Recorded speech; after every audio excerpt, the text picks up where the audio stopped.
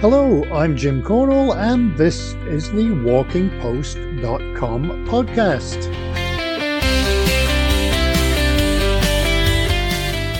WalkingPost.com is the news website dedicated to walking, with all the latest on books, events, gear, festivals, fitness, health, trails, and more.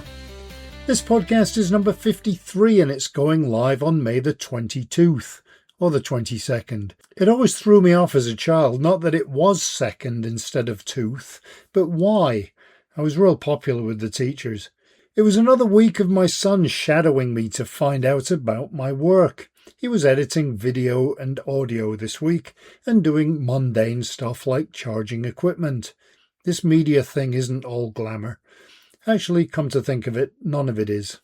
Let's get on to May the 22nd. It's Sherlock Holmes Day, World Goth Day, Road Trip Day, although not with travel costs spiralling, it probably isn't, and it's Walk Safely to School Day. Seeing as my son's school is more than 4 miles away, along a busy road with no sidewalks, not really an option. When I was in high school or secondary school, I didn't even need to cross a road. I could see it from my bedroom window. Here's an interesting one. In 1816, there were riots in England over high unemployment and the cost of food. How times don't change. We're not at riots yet, but food prices are definitely getting higher. You have to shop really quickly now because the price when you put the item in your cart might not be the price by the time you pay for it. It's the day in 1906 a patent was given to the Wright brothers for a flying machine. It's the day Ceylon changed its name to Sri Lanka, and that was in 1972. It's the day in 1990 that South and North Yemen became Yemen. Birthdays of people you may have heard of include the composer Wagner in 1813, Arthur Conan Doyle, hence Sherlock Holmes Day, in 1859, and possibly the greatest actor of our time, Laurence Olivier, in 1907. On that very same day in 1907, Hergé, the illustrator of Tintin. I had a Belgian friend who used to get very irritated whenever I would say Tintin, which made me do it all the more. Also, George Best, the greatest football or soccer player that I ever saw play in person, was born in 1946. There are actually quite a lot more, but you watch next week, there won't be any that I recognise. Speaking of George Best, who was from Northern Ireland, last week we talked about Northern Ireland and the new Peace Camino. This week we're headed back to the US for a conversation about a job, that of travel coach. And that is a new one on me, so we'll find out all about it shortly.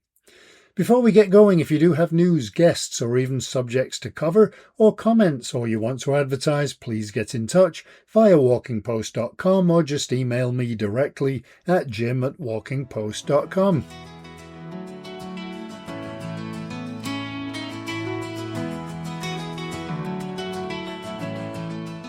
Okay, let's go through some of the headlines of the news articles you may have missed that we had on walkingpost.com in this past week.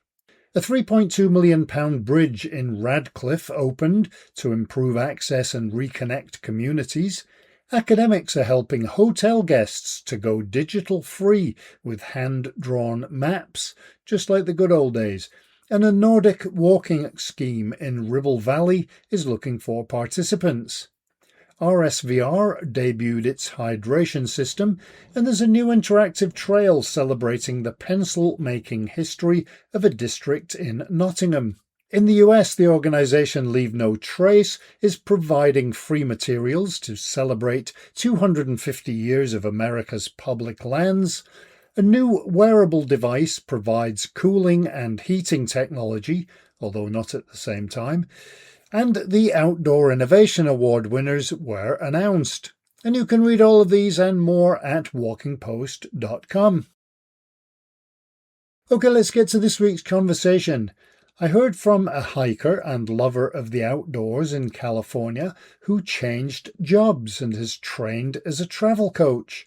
I've heard of life coaches, but never a travel coach. And so Courtney Rosiak Quinto can tell us more. Hi, Courtney. So good of you to join us and tell us about travel coaches and your own personal journey. So, what's a travel coach? So, a travel coach is a really interesting and new concept. A lot of people will think that we are what you would consider like a travel agent or a travel advisor. And the real difference between the two is strictly legal and licensing, in the sense that a travel agent or a travel advisor can actually physically do bookings for a client.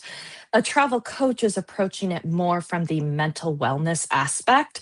And so, a lot of us that are travel coaches will actually specialize in certain things. For me, it's women who are leaving their corporate lives to pivot into a new career and using travel, scheduling travel in a way that it's actually purposeful and meaningful, allowing them to expand. And so, you'll get travel coaches that work with that for disruptors in life, such as like being diagnosed with cancer and like having like a terminal life sentence. And so they're like working with the client to like live out travel dreams. So it's been a really interesting way for me to combine my background in psychology. I always thought I was going to be a marriage family therapist. I did not go that route, but here I am again in my next chapter, my second chapter of life, revisiting this topic I was passionate about as a student and utilizing that opportunity to help connect women themselves in a way that is a little different than most people think about when they travel, which I know we'll talk about in a bit. In the coaching world is just so interesting because it is a little bit of the wild, wild west, but there are certifications, which I am ICF certified, of course, but it allows me to practice that piece of the, I won't say therapist because that's a very different thing. Again, that's like a very medical perspective of a person. It allows me to practice helping people grow and helping people transition, which is really what I wanted to do to begin with. And so it's funny. People are always like, this is so new for me. And I'm like, no, it's not. I was in high school and I was taking peer counseling classes. I was learning how to have conversations. I was learning how to, follow a client through a problem that they had from a very young age. I just never acted on it in my career until now. And so, what was it that made you decide, okay, I'm going to do this? Because that's not what you were doing beforehand. No, no, it's not. I think that I will try to keep this somewhat short, but I think really COVID had a profound effect on me, as it did for a lot of people. And it gave me this opportunity to truly pause and ask, am I doing work that is aligned with what I want to leave in terms of the legacy and the impact that I have on the world? I found out that was not the case. I briefly mentioned I worked in the music industry. So I worked for a large corporation that hosts a online music service. And I loved that work until I didn't. And then once I didn't, and COVID was taking its toll on us as a society, I had to ask myself, like, what do you want? You have this opportunity to truly, completely pivot at this point. I had an 18-year career with this corporation, and I had to follow something that I felt was calling me. And so I did. I stepped into the unknown. It was the scariest thing I've ever done, and will continue to tell people it's very scary, but very worth it on the other side. And I just followed this calling to help other people. As I've gone through that, of course, I found that there's a certain group of people that I can really truly help. And that's the people, the women who are in a situation that I was in like 3 or 4 years ago, and being able to help them make this transition, but do it in a really meaningful, purposeful way where they can do it through travel, where we have all these exceptional experiences in general. Obviously, though, you don't just wake up one morning and say, I'm going to be a travel coach and Mm-mm. now I'm going to get business cards printed. Clearly, there must be some kind of like you have to Oh, yeah. learn, I would imagine. Yeah, so ICF certifications, they're all structured a little bit differently, but ICF certifications help put the framework around coaching and so that you're understanding how to operate ethically.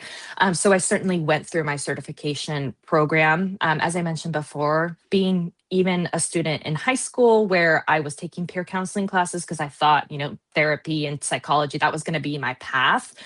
So it's like I basically took this piece of me from college and high school, I paused it, and then I was able to pick it back up. And when I came and picked it back up, and I decided, okay, this is actually something I'm interested in. there's so many different coaches out there. I'm like, is there such a thing as a travel coach? Is there somebody who, helps people set up their travel in a way that they can execute it for a really meaningful purpose? So not just traveling to do the thing. I'm quite vocal in my coaching business that like I actually subscribe to a model of sustainable and regenerative travel. So I'm not interested in sending people to large corporation hotels where they're behind resort walls. No, we're talking about like really getting out into the culture, understanding the people, understanding, using the lifespan that we've had up to that point to help us understand a new portion of ourself by immersing ourselves in something different. And regenerative tourism is so much more than that, but like that's been my kind of overall model is, how can I get people to have an experience that will be able to change them for the better, for the people that are seeking that, of course. So yes, there is a whole certification program that you have to go through. I'm lucky that I stumbled upon it, and that there is somebody offering this out there. So that gives guardrails for the industry. But yeah, it just took this like bit of curiosity for me being like, could I do this? I don't know. Is there a way to combine travel and my views of travel with, the life changes and then certainly, my background of understanding the human psyche. It all kind of came together in this lovely mix for me. Who benefits from travel coaching? Why would you Mm. employ one, I guess? With the various different types of coaching that there is, a coach is really going to walk alongside you. And so a person who can benefit, they may not know that a travel coach is the right option for them. We often hear people who are like, I want something more. I'm seeking something more. They're probably not realizing like, if I went out and I did this kind of crazy thing that Courtney's telling me to do or encouraging me to do or encouraging me to explore, then like they may not realize that. And so it's my job to help them see how adventure travel, which is my specific activity. It's my job to help them see how something that's truly adventurous can help them down their path. Then there's a group of people that are like, I absolutely want to get out. I absolutely, want to go and do this thing, climb Kilimanjaro, something like that. And they'll find us just because they're like, okay, I want to do this, but I don't want to do it like just to do it. Like I want there to be meaning behind it. And so it's been a really interesting journey to help educate people about the difference between coaching and therapy and travel advisors, like people who just book the travel and stuff like that. So it's the people who are benefiting are often the ones who are the most curious, who want to have some sort of sensical meaning behind their travel, something that can help them grow as a person. To your question of who would employ one, I think it's such a new concept that I don't think people realize that we're out there and that we can help with these sorts of things. And so it's great to be able to talk a little bit more about the industry in general to help people realize that there is a need, and travel is not so much about going and checking the thing off the checkbox. It really does truly transform us. So with something like, just as an example, you mentioned Kilimanjaro. If somebody said, I want to climb Kilimanjaro or I want to do Mm, the Inca Trail, obviously mhm. you're not a travel agent. You don't say, okay, Correct. here's the plane you get on and Mhm. this is the hotel you stay at. What kind of role would you play in that Yes. process? Yeah, so it's, for lack of a better word at this point, it's almost like a spiritual guide in the sense that like you're walking alongside this person, you're asking, okay, why is it that you want to go and you want to climb Kilimanjaro? What is it about the Inca Trail? What's calling you there?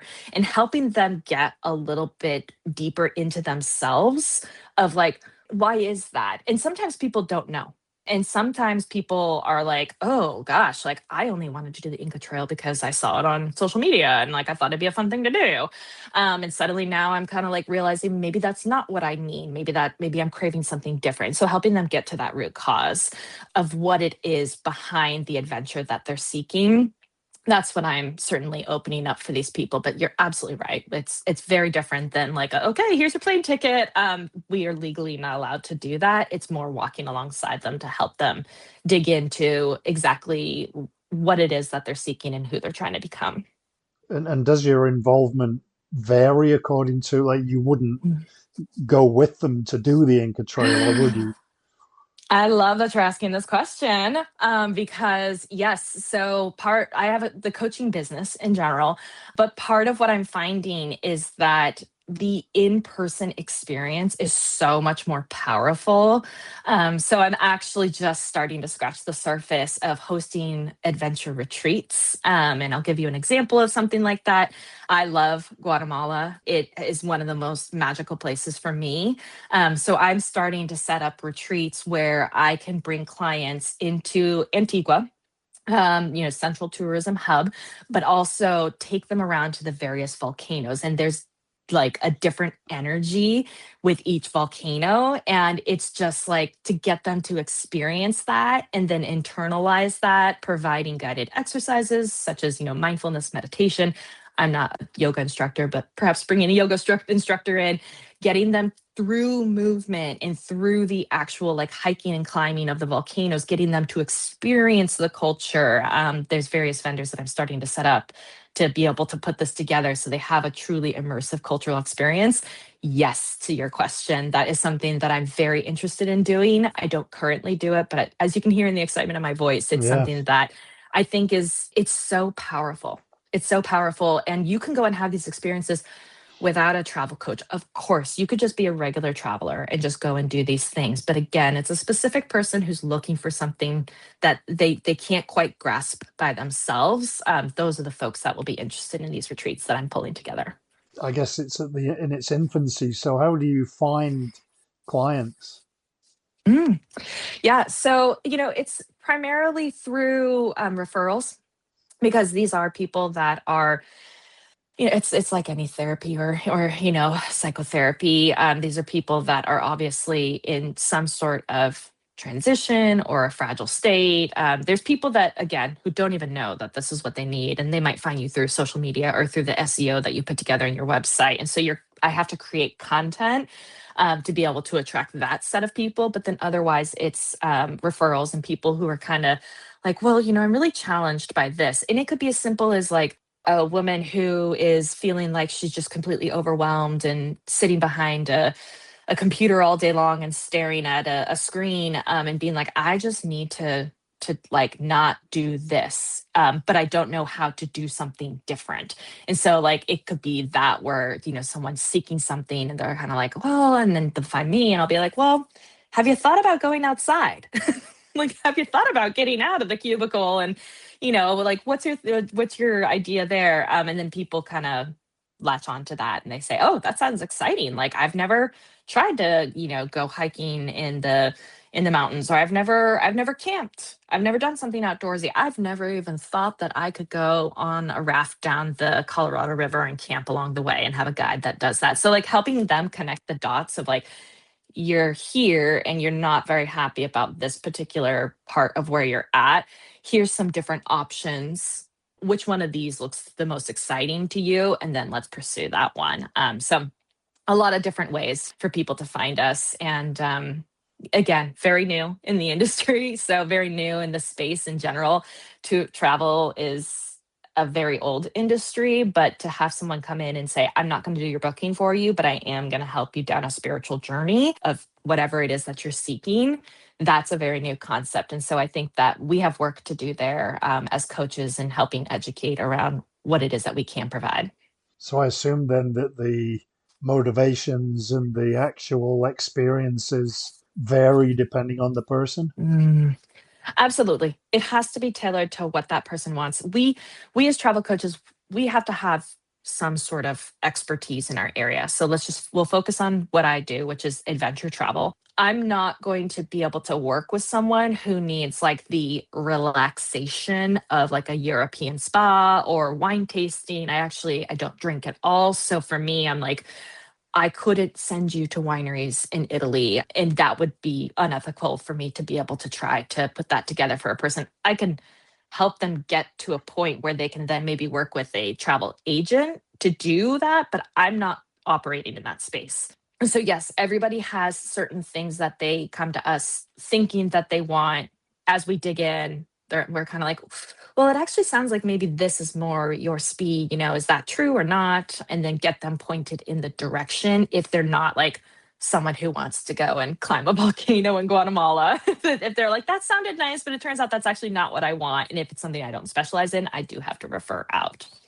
Do you have any examples of how you've been able to help people, or is that again, is that still in its infancy?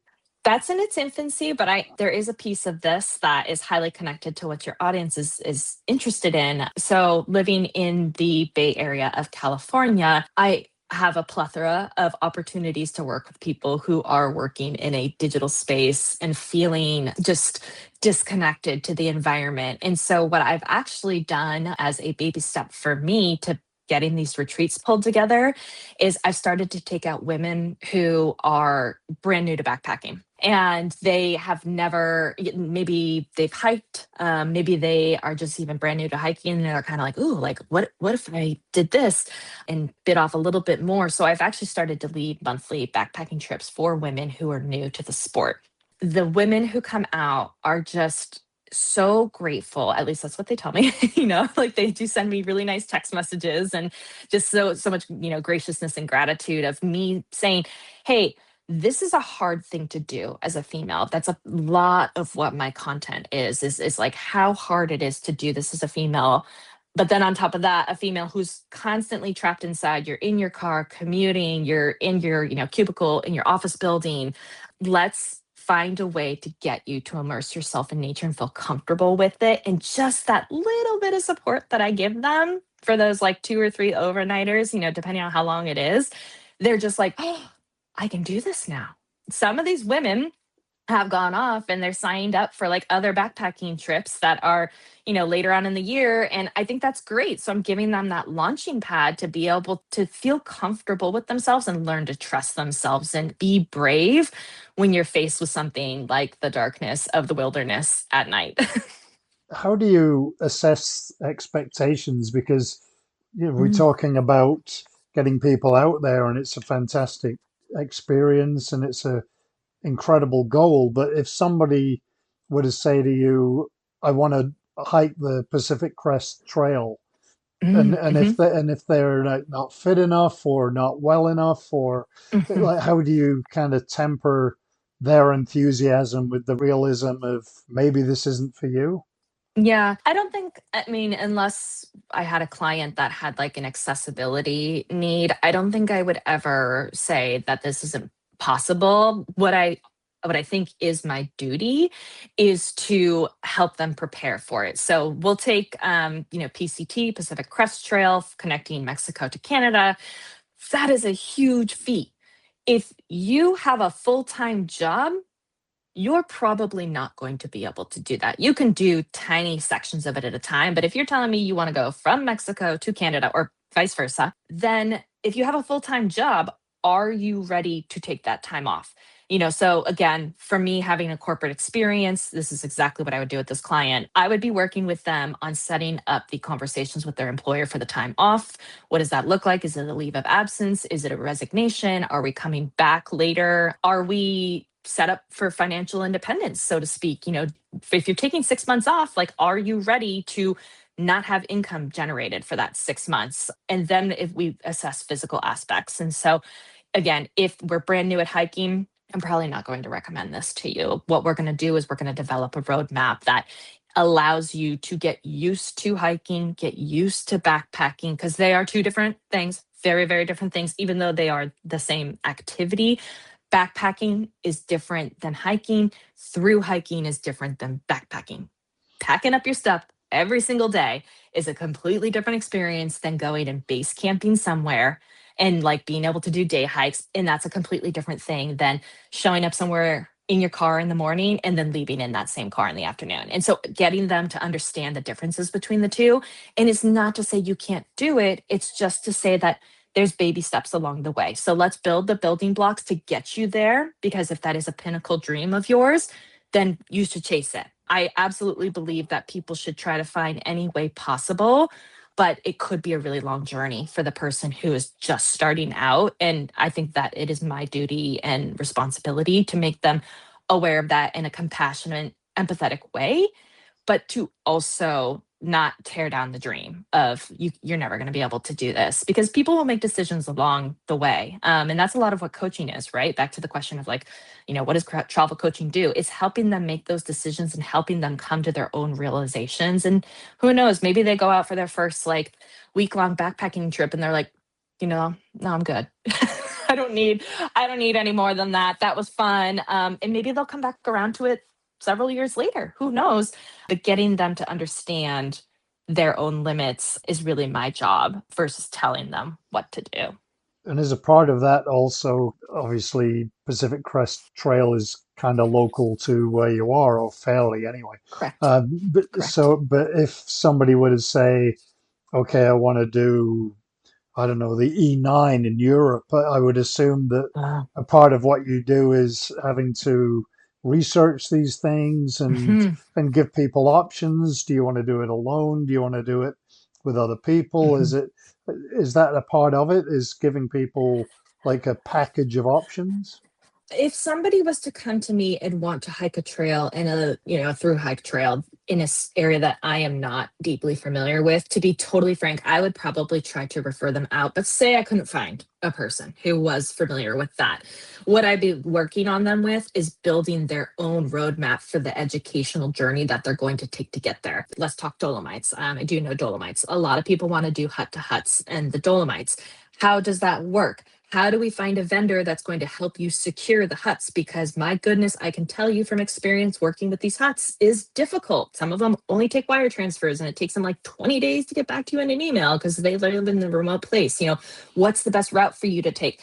Like lining them up with that so that, again, they can achieve that dream, but they're kind of like, they're doing the work along the way. So it wouldn't be me necessarily going back to the conversation of a travel agent. I wouldn't be booking their travel for them because I'm not qualified to do that, but helping them understand the steps of how to get there. And I certainly would refer out for an area I was not familiar with, because Kilimanjaro, for example, I don't think I'll ever climb it. I don't think I have any desire to do that. But there's lots of people who have, and lots of vendors that can help them. So I would refer out in that aspect. I guess there's a lot of different aspects to being in the outdoors.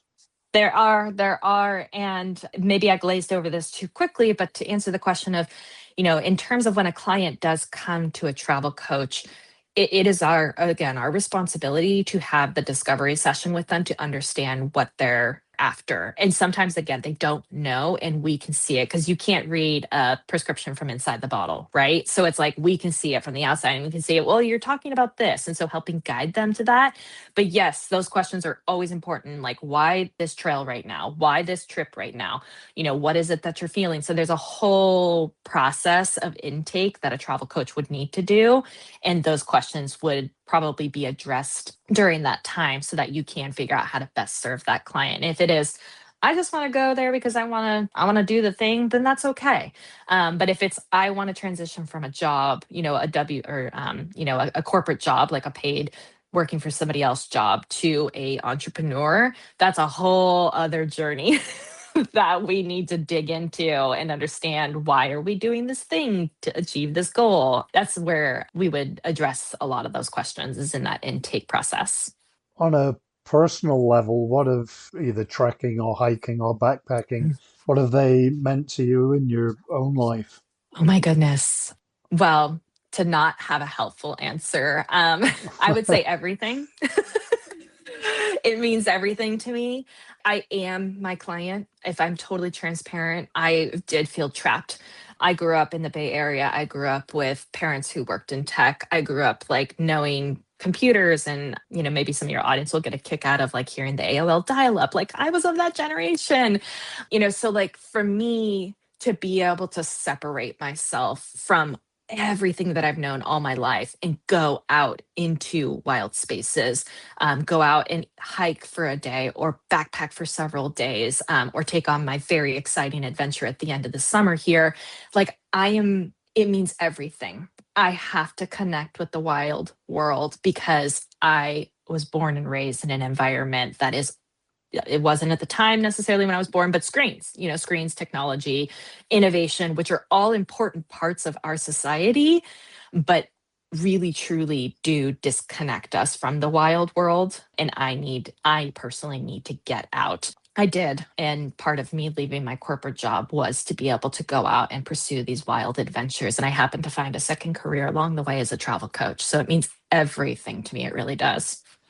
So when you mentioned that AOL thing, it just took me back to when I first, well, like the first few years in Canada, when you would go into one of the big supermarkets, one of the big stores, and they would have AOL discs in big racks as you walked out, and you would pick one up, you could connect, Yeah. just stick it in your computer and sign up to AOL with this disc. I'd completely forgotten about those, but that's weird. Yeah.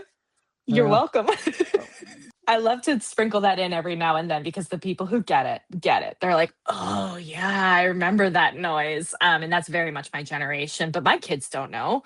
They're like, what? I mean, like, it's so funny. We'll be on a road trip, and my kids, they do have devices that they're allowed to watch on the road trip, but it doesn't have a cellular connection. And so they'll be like, it doesn't work. I'm like, yeah, you're only allowed to play the games that are on the device. You can't just like stream things. They're like, what? And I'm like, you have to have an internet. They're like, there's an internet. They're so confused. So yeah, it's been a wild journey to be a child when the internet first began, and to now see how that's impacting my kids. I think, to go back and add to the question that you asked of what does it mean to you, it means that my kids have an opportunity to disconnect too, because I think that we are just, I'm a parent who's guilty of it myself, but like, we are just so quick to satiate a child with a screen or a device, and they've forgotten how to use a rock and a stick and use their imagination. So a big part of me being out in the wild is taking my family out there, because I want them to have that connection too. It doesn't mean that's the only thing that they have in their life. There's a place and a time for technology, and certainly entertainment, but I need my children to understand this planet that we live on, and the environments, the ecosystems, how they're all connected. I need them to know how that all works, and not just watch it on YouTube or whatever the thing is, watch the nature programming. I want them to go and see it. It's great that the nature programming's there, but then I take on the personal responsibility of, okay, great, you're really interested in that. Let's go see that. And we do a lot of family travel based off of some of the stuff that they see. And then I want them to experience it in real life. What kind of trips have you taken Mm. yourself for hiking? My absolute favorite, obviously, is Guatemala. I did a trip from California to Washington, so a couple states over, and we kind of just like zigzagged back and forth across the volcanic scenic corridor between California and Washington. That was a really cool experience to do with my kids, for them to be able to see. There's this huge, it's in Oregon, there's this huge obsidian field, and you can hike through this obsidian glass. That was a really cool experience for us to be able to again be connected to mountains, be connected to nature. And then, being in California, I really do have the Sierras in my backyard, which is, world renowned in terms of hiking. So I'm very spoiled there. But I am very excited about, I will be hiking the Painted Caves Trail in Baja. And that's really exciting for me because that has indigenous aspects. So again, going back to culture and understanding, employing indigenous locals to take me to a place that's really sacred for them. Like, that is a very exciting upcoming trip that I'm looking forward to. But previously, I've done a lot of really cool stuff, and I'm very lucky and very blessed to have mountains literally 2 miles away that if I wanted to go hike, I could. Is there a connection between what you love to do and what you've done Mhm. and what you're able to provide for others? Yeah. I would not feel comfortable building these retreats for clients or advising them on their own adventure, if I hadn't done it myself and seen the reward that I have experienced. And so I think for me, it's the easiest to talk about the bravery aspect. Going from someone who worked in Silicon Valley tech, who was very sheltered by these walls and these cars and the freeways, and everything's orderly, even though it's busy and it's all orderly, to then go out in the wild by myself, learn to trust myself, learn to be brave. That is, again, in a female in Western society where, there's a lot of messaging that's like, you're not capable. You should be scared. You should have a male companion. Like all this information that we receive as females, that has been incredibly transformational. And that is something that I want to provide for my clients. So is there a connection? Absolutely. I would say that there is. It's just, there's no particular one piece as much as it is just like everything building on top of itself to give me the experience of what I've had up to this point, and therefore I can turn around and provide that to other clients. So yeah, definitely connected. But I would want to encourage people to slow down when they're out there. And what I mean by that is like really immersing themselves. There's simple things where I'll catch myself and I'll be like, oh my gosh, there's bird song I've never heard of. I'm not a birder, by the way, but I do appreciate listening to them. And until that moment of like me slowing down, like I'm not hearing that bird song. And then when I slow down and I'm very mindful about the way I'm doing something when I'm in a wild space, that's where you really get to start to connect with yourself. And so you'll get like folks that are like ultra marathoners and, like these long distance people and like people who want to hike the PCT as fast as they possibly can. Nothing wrong with that by any means. But when we slow down, we get a chance to really truly listen. And I think that that's important because as much as religion takes up a large portion of our society, I think that there's kind of this like cathedral of Mother Earth, so to speak. She's got a lot of lessons to teach us. And I think that slowing down and learning to listen, I think is really, really important. So taking your time.